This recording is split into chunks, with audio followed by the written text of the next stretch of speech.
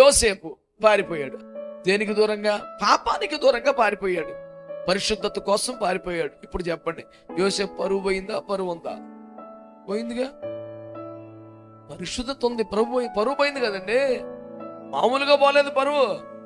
భర్త వచ్చేపాటికి బట్టలు చింపేసుకొని జుట్టు చింపేసుకొని ఏడిచేస్తుంది సైతాన్ మొఖం. సైతాన్ అని ఏ భర్తకని ఎలాగుంటుంది? ఇప్పుడు ఎవరిని తెచ్చి కప్పలో పెట్టారంటే నన్ను ఇట్లా చేయబోయాడు బాబోయ్ ఏడుతుంటే అసలు భర్తకు పుట్టు రౌద్రం మరణతోతన్నది. కృపాడికి చంపాలనిపించింది ఆ పూట.